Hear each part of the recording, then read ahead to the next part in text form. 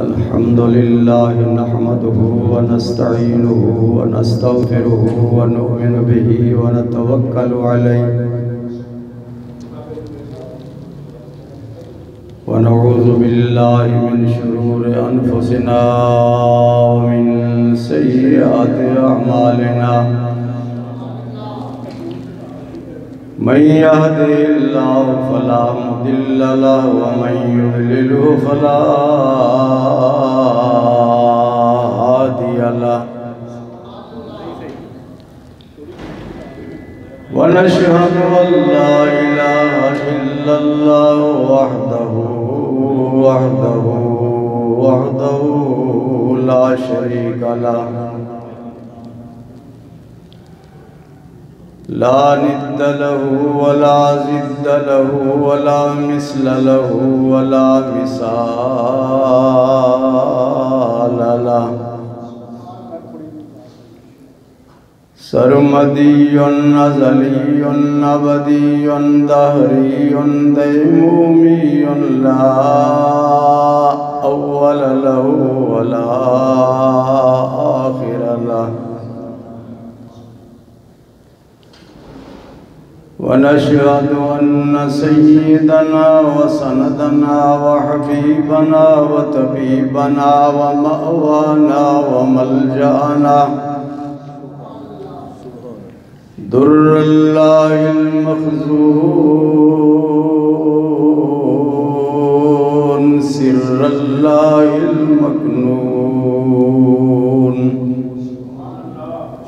نور الأفئدة والعيون سرور القلب المحزون عالم ما كان وما يكون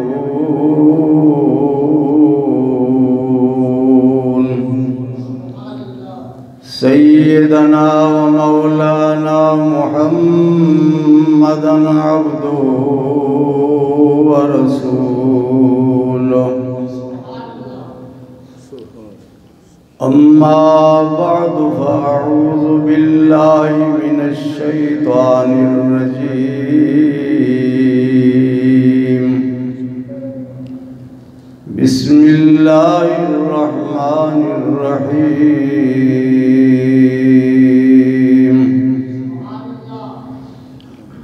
ألا إن أولياء الله لا خوف عليهم ولا هم يحزنون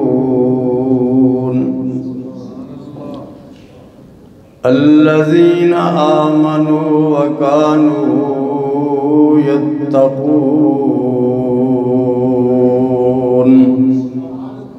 صدق الله مولانا العظيم وبلغنا رسوله النبي الأمين الكريم انتہائی محبت کے ساتھ بلند آواز سے درود پاک صلی علی نبینا صلی علی محمد صلی علی نبینا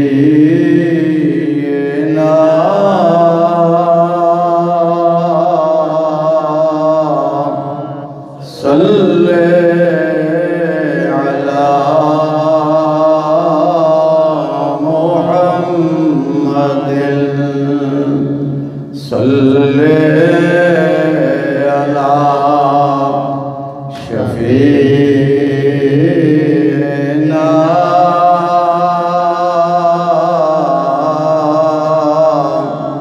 صلی علی محمد بلغ العلا بكماله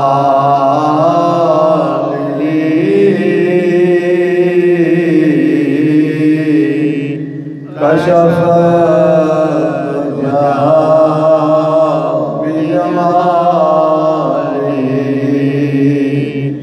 حسنت جميع خصاله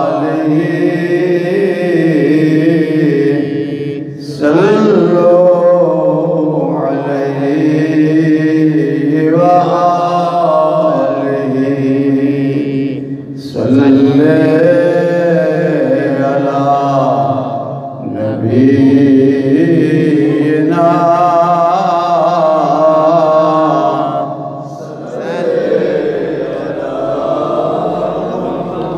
خسف القمر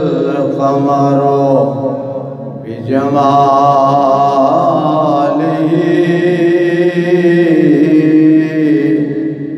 نطق الحجر بجلاله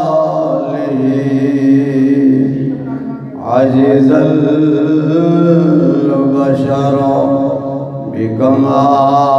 بكماله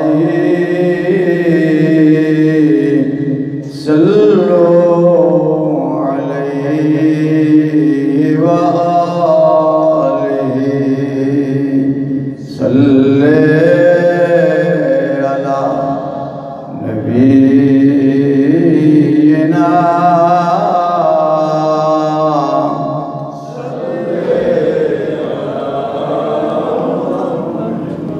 عرش پہ تازہ چھیڑ چھاڑ فرش پہ ترفع مدام کان جدھر لگائیے تیری داستان ہے صلی علی نبینا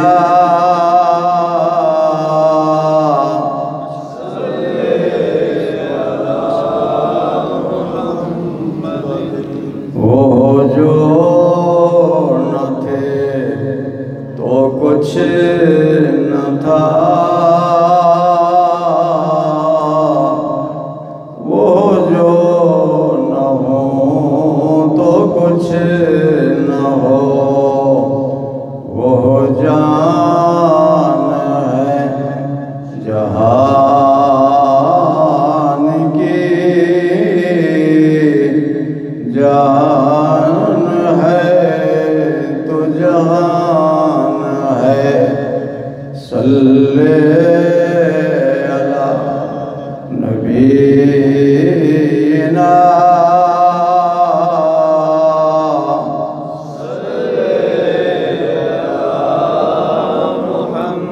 وہی لا مکان کے مکین ہوئے سر عرش تخت نشین ہوئے وہ نبی ہیں جن کے ہیں یہ مکان وہ خدا ہے جس کا مکان نہیں صلی علی نبینا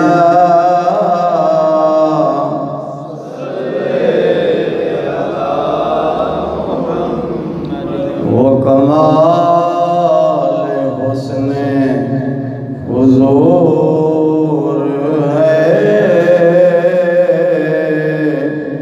کہ گمان نقص جہاں نہیں یہی پھول خار سے دور ہے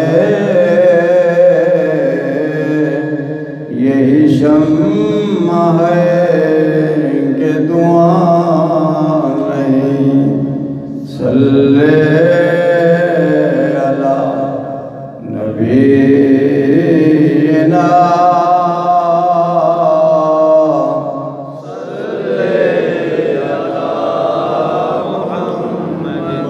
یا سیدی یا رسول اللہ کروں تیرے نام پہ جان فدا ایک جان تو کیا دو جہاں فدا جہاں سے بھی نہیں جی بھرا، کروں کیا کروڑ جہاں نہیں، صلی علی نبینا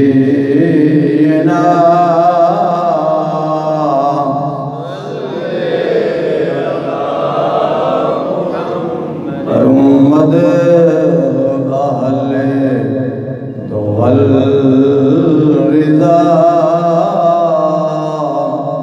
بڑے اس بلا میں میری بلا، میں گدا ہوں اپنے کریم کا، میرا دین بارہنا نہیں، صلی علی نبینا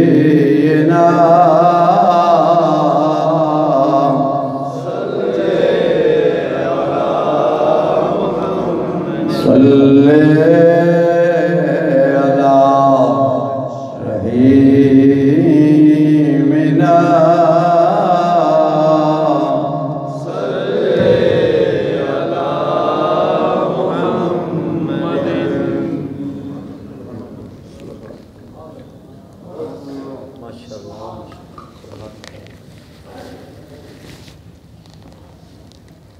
بزرگوں،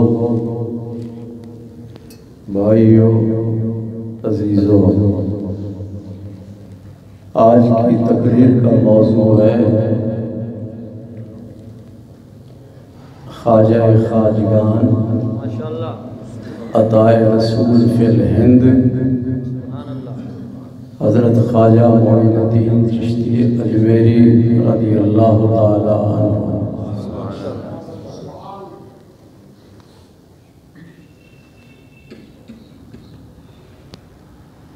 10 جنوری کو میرے دائیں گھٹنے کا آپریشن ہوا ہے۔ پہلا گھٹنا انہوں نے نکال دیا، دوسرا گھٹنا ڈال دیا ہے۔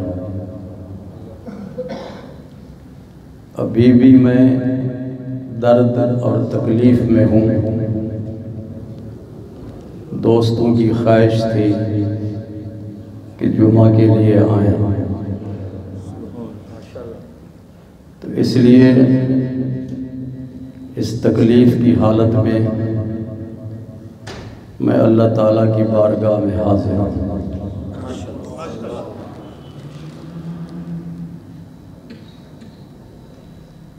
اللہ تبارک و تعالیٰ کا ہم پر بہت بڑا کرم ہے کہ اس نے ہمیں اس ذات پاک کا کلمہ پڑھنے کی توفیق عطا فرمائی ہے، جن کا نام نامی اسم گرامی محمد صلی اللہ علیہ وسلم ہے۔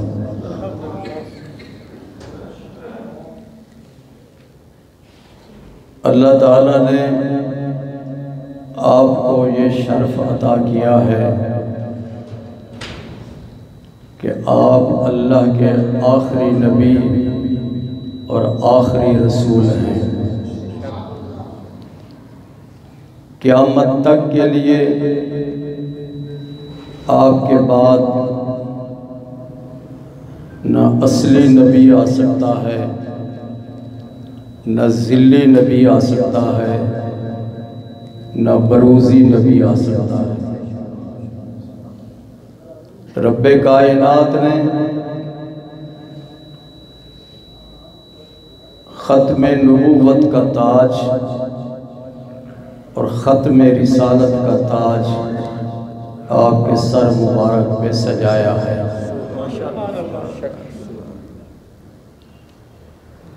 اور قرآن مجید میں اللہ تعالیٰ نے ارشاد فرمایا ہے ان الدین عند اللہ الاسلام۔ اللہ تعالیٰ نے حضور صلی اللہ علیہ وسلم کو جو دین عطا فرمایا اس دین کا نام ہے اسلام۔ دین عربی زبان کا لفظ ہے، اس کا کیا معنی ہے؟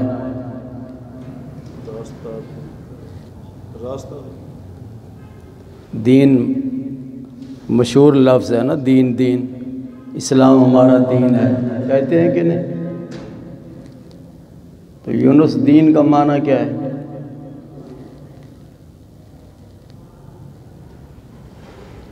یاد رکھو گے؟ دین کا معنی ہے آئین، ضابطہ حیات، دستور زندگی۔ ہر ملک کا آئین ہوتا ہے جس کے تحت اس ملک کے رہنے والے زندگی بسر کرتے ہیں۔ اس آئین میں اس ملک کے رہنے والے تمام شہریوں کو جو حقوق دیے جاتے ہیں، ان حقوق کے مجموعے کا نام آئین ہے، اور عربی میں اس کو دین کہتے ہیں۔ تو اللہ تبارک و تعالیٰ نے حضور صلی اللہ علیہ وسلم کے وسیلے سے ہمیں زندگی گزارنے کے لیے جو آئین عطا فرمایا، جو دستور عطا فرمایا، جو ضابطہ حیات عطا فرمایا، اس کا نام اسلام ہے۔ اس کا نام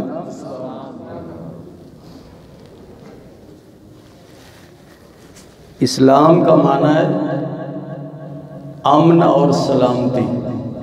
کیا معنی؟ ہمارا دین ایسا ہے کہ اس کے اندر جتنی بھی تعلیمات ہیں اور جتنے بھی حقوق اللہ تعالیٰ نے متعین کیے ہیں، سب کے سب امن اور سلامتی کے علمبردار ہیں۔ اسلام امن کا دین ہے، سلامتی کا دین ہے۔ اسی لیے حضور صلی اللہ علیہ وسلم نے ارشاد فرمایا، المسلم من سلم المسلمون من لسانہ و یدہ۔ فرمایا کامل اور مکمل مسلمان وہ ہے جس کے ہاتھ سے اور جس کی زبان سے دوسرے مسلمان محفوظ رہیں، نہ ہاتھ سے کسی کو تکلیف پہنچائے اور نہ زبان سے کسی کو تکلیف پہنچائے۔ اس شخص کو حضور صلی اللہ علیہ وسلم نے ارشاد فرمایا وہ کامل اور مکمل مسلمان ہے۔ اگر کوئی شخص اپنے ہاتھ سے کسی کو ایذا تکلیف پہنچاتا ہے یا زبان سے کسی کو تکلیف پہنچاتا ہے تو وہ سمجھ لے کہ وہ کامل اور مکمل مسلمان نہیں ہے۔ کامل اور مکمل مسلمان ہونے کے لیے ضروری ہے کہ آدمی اپنے ہاتھ پر بھی کنٹرول کرے اور اپنی زبان پر بھی کنٹرول کرے۔ اللہ کے آخری نبی صلی اللہ علیہ وسلم کو اللہ تعالیٰ نے جو دین عطا کیا وہ اسلام ہے، اور یہ آخری دین ہے۔ اسلام کے بعد اب کوئی اور دین نہیں آ سکتا۔ آپ پر قرآن مجید نازل کیا گیا تو یہ قرآن مجید اللہ کی آخری کتاب ہے، اس کے بعد کوئی کتاب نازل نہیں ہو سکتی۔ اور فرمایا الیوم اکملت لکم دینکم وردیت لکم الاسلام دینا۔ اللہ نے ارشاد فرمایا آج کے دن میں نے تمہارے لیے تمہارے دین کو مکمل کر دیا۔ تو اللہ تعالیٰ کے پیارے رسول صلی اللہ علیہ وسلم نے اپنی پوری زندگی تبلیغ اسلام کے لیے وقف کی، اور اس تبلیغ اسلام میں آپ نے مختلف قسم کی اذیتیں، تکلیفیں، دکھ اور درد محسوس کیا، آپ کو تکلیف پہنچائی گئی، لیکن آپ نے اسلام کی تبلیغ کو نہیں روکا۔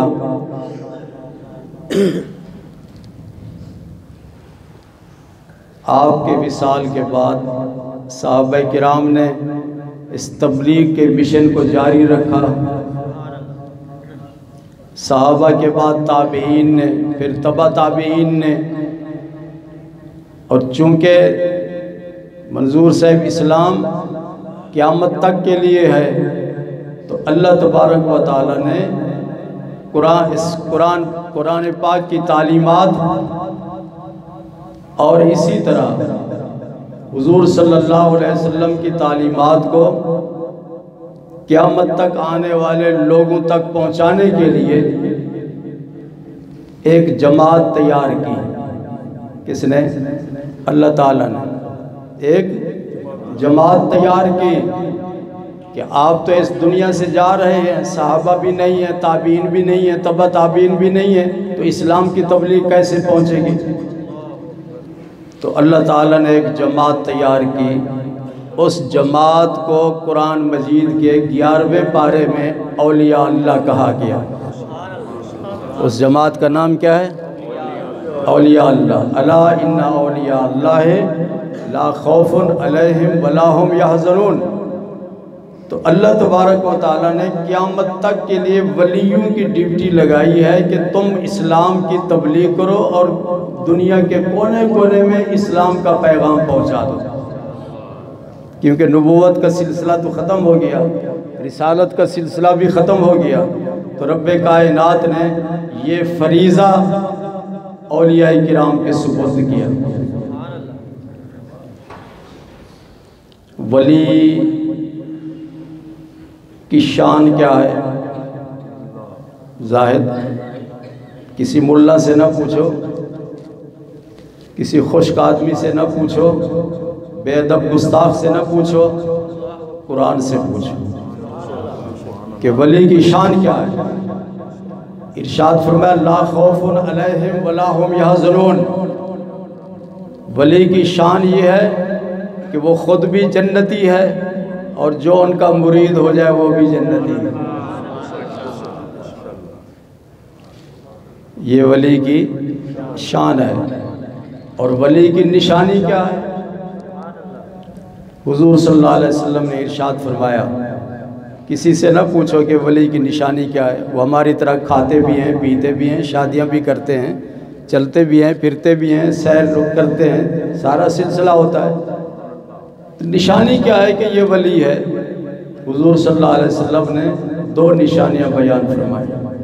ایک تو آپ نے ارشاد فرمایا ہم اذا رؤوا ذکر اللہ، جب تیری نگاہ ان کے چہرے پر پڑے تو رب یاد آ جائے۔ جی اگر کسی نے نشہ کیا ہے، جی شراب پیا ہے کسی نے، جب بندہ اس شرابی کو دیکھتا ہے تو فوراً اسے محسوس ہو جاتا ہے کہ یہ شرابی ہے کہ نہیں؟ اور جس نے اللہ کی محبت کا شراب پیا ہوا ہو، جب بندہ مومن اس کے چہرے کو دیکھتا ہے تو اسے رب یاد آ جاتا ہے۔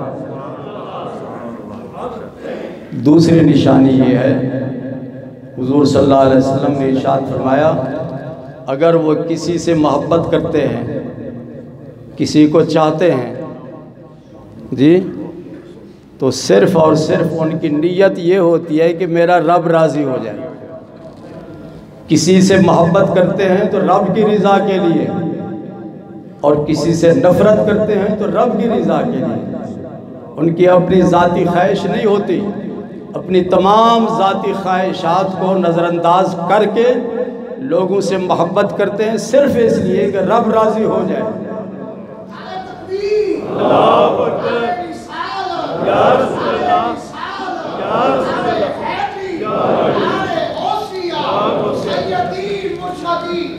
یہ جتنے اللہ والے ہوتے ہیں ہماری رشتہ داری تو نہیں ہوتی کہ نہیں؟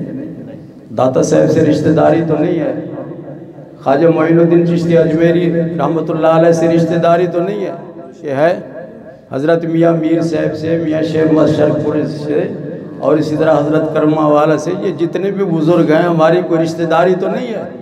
ہم رشتہ داری کی وجہ سے ان سے محبت نہیں کرتے، بلکہ اس لیے محبت کرتے ہیں کہ یہ اللہ کے ولی ہیں، یہ اللہ کے نیک بندے ہیں۔ تو دوسری نشانی ولی کی یہ ہے کہ وہ اگر کسی سے محبت کرتا ہے تو صرف اللہ کی رضا کے لیے، اور کسی سے نفرت کرتا ہے تو اللہ کی رضا کے لیے۔ میں نے بتایا تھا کہ تقریر کا موضوع حضرت خواجہ معین الدین چشتی اجمیری ہیں، کیونکہ آپ ولی ہیں۔ آپ کا وصال ہے 6 رجب کو، آج کیا تاریخ ہے؟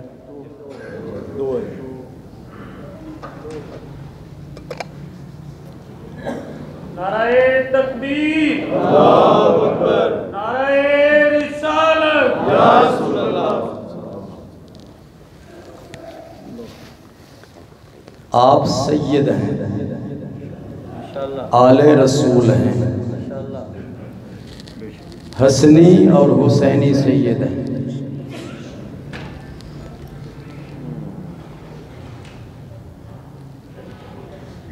پندرہ سال کی عمر میں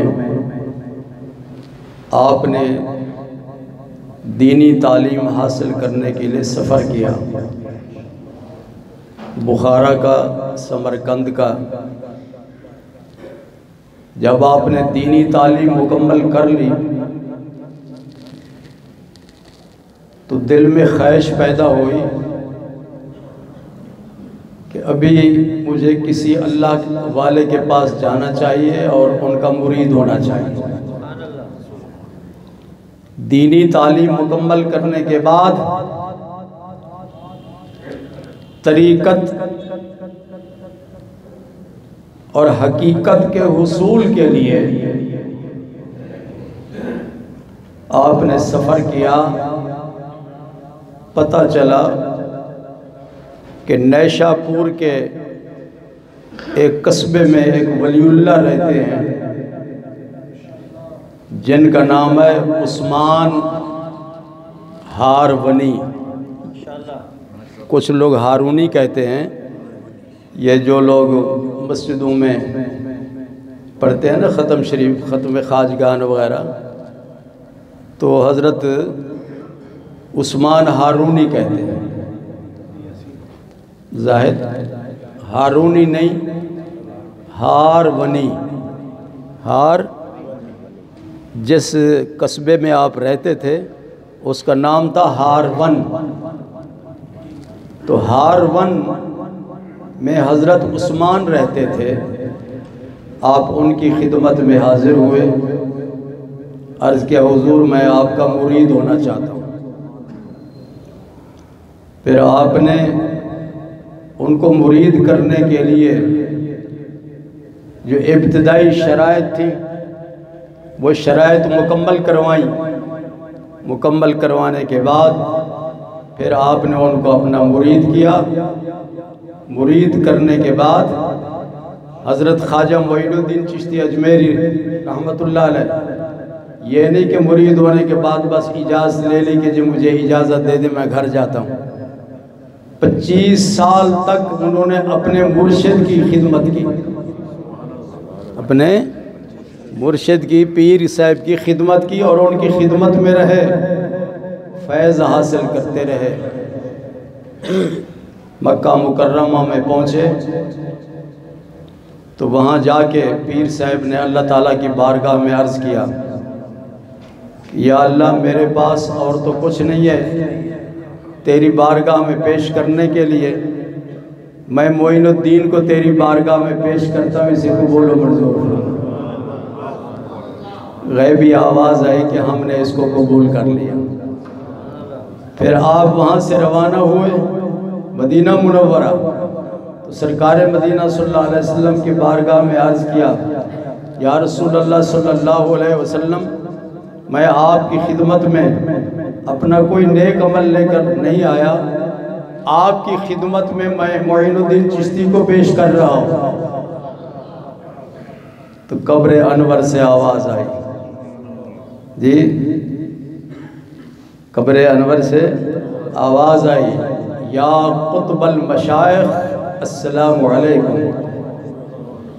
اے تمام ولیوں کے قطب تجھ پر سلام ہو۔ تو حضرت خواجہ معین الدین چشتی اجمیری اپنے شیخ کے ساتھ حاضری دے کے جب اپنے حجرے میں تشریف لے گئے، آپ فرماتے ہیں میں آرام کر رہا تھا، خواب میں مجھے حضور صلی اللہ علیہ وسلم کی زیارت نصیب ہوئی۔ حضور صلی اللہ علیہ وسلم کی زیارت کسی بے ادب کو نہیں ہوتی، زیارت اسے نصیب ہوتی ہے جو ادب والا ہوتا ہے، جو ادب والا ہوتا ہے۔ اور جس ذات نے، جس شخصیت نے اپنے پیر کی خدمت میں 25 سال گزارے ہوں، تو وہ تو مجسم ادب بن گئے، وہ تو مجسم ادب بن گئے۔ حضور صلی اللہ علیہ وسلم نے ارشاد فرمایا، معین الدین جاؤ اجمیر کو اپنا مرکز بناؤ اور اسلام کی تبلیغ کرو۔ آپ بیدار ہوئے، آنکھ کھلی، پریشان ہو گئے کہ میں تو اجمیر کو نہیں جانتا کہ اجمیر کہاں ہے۔ اس پریشانی کی حالت میں دوبارہ سو گئے تو پھر حضور صلی اللہ علیہ وسلم کی زیارت نصیب ہوئی۔ تو آپ نے ارشاد فرمایا، معین الدین یہ ہندوستان کا نقشہ ہے، اور اس نقشے میں آپ نے اجمیر شریف پہ نشان لگایا ہوا تھا۔ ارشاد فرمایا ہندوستان میں یہ اجمیر ہے، اور اجمیر میں جا کر اسلام کی تبلیغ کرو، اس کو اپنا مرکز بناؤ۔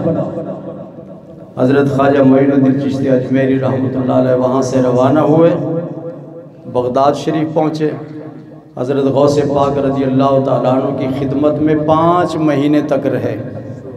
آپ کی خدمت میں 5 ماہ گزارے۔ تو حضرت خواجہ معین الدین چشتی اجمیری رحمۃ اللہ علیہ 5 مہینے کے بعد حضرت غوث پاک رضی اللہ تعالیٰ عنہ نے ارشاد فرمایا، آپ کا کیا پروگرام ہے؟ انہوں نے عرض کیا کہ حضور صلی اللہ علیہ وسلم نے مجھے حکم دیا ہے کہ جاؤ ہندوستان، اجمیر کو مرکز بناؤ اور وہیں بیٹھ کے اسلام کی تبلیغ کرو۔ تو حضرت غوث پاک رضی اللہ تعالیٰ عنہ نے ارشاد فرمایا کہ آپ ٹھیک ہے ہندوستان جا رہے ہیں، ہندوستان کے بارڈر پر اللہ کا شیر رہتا ہے جن کا نام ہے علی بن عثمان الحجویری، حضرت داتا گنج بخش، تو ان کی خدمت میں حاضری دے کے پھر آگے قدم بڑھانا۔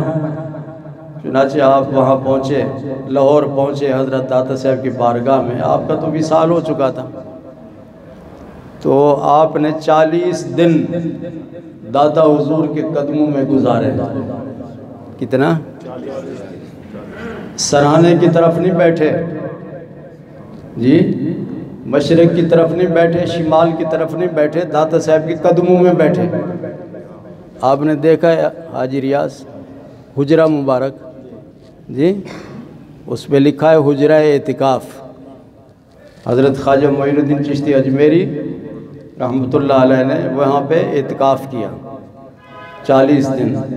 آپ نے ہمیں سبق دیا کہ اللہ والوں سے فیض حاصل کرنا ہو تو ان کے قدموں میں بیٹھو، ان کے سر پہ چڑھ کر نہ بیٹھو، ان کے قدموں میں بیٹھو، پھر تمہیں فیض ملے گا۔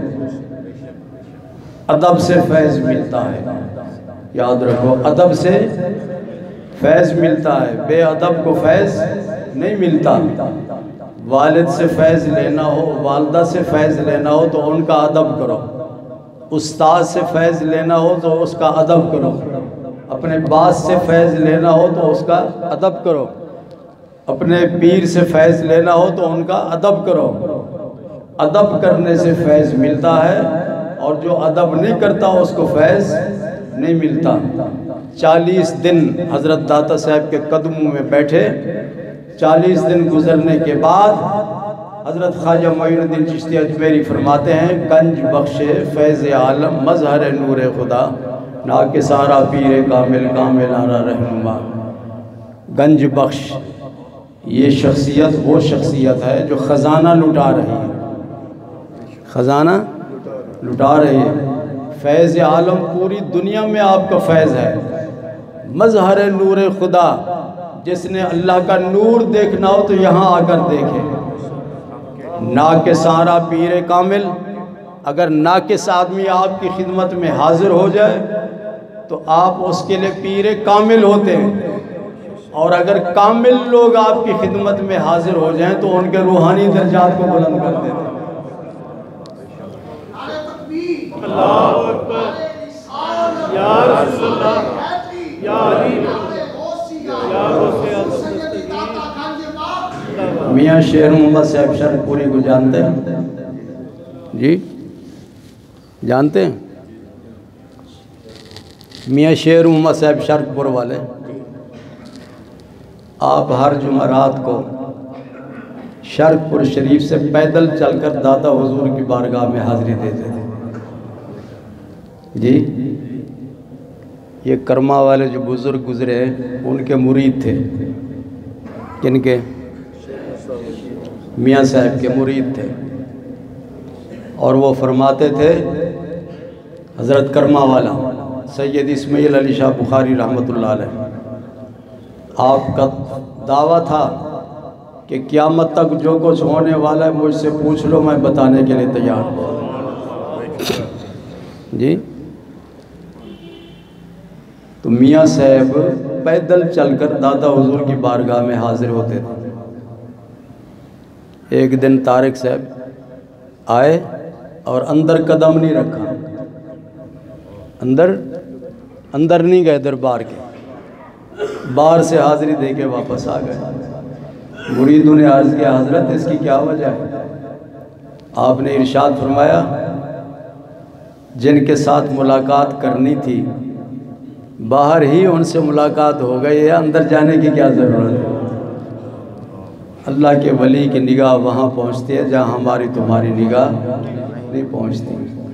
تو حضرت خواجہ معین الدین چشتی اجمیری آپ لاہور سے روانہ ہوئے دہلی، پھر دہلی سے اجمیر شریف تشریف لے گئے، اور وہاں جا کے آپ نے اپنے مصلے پہ بیٹھے رہے، گلی گلی کوچے کوچے میں بسترا اٹھا کر اسلام کی تبلیغ نہیں کی، مصلے پر بیٹھے رہے، جو بھی کافر ہندو آپ کا چہرہ دیکھتا تھا مسلمان ہو جاتا تھا۔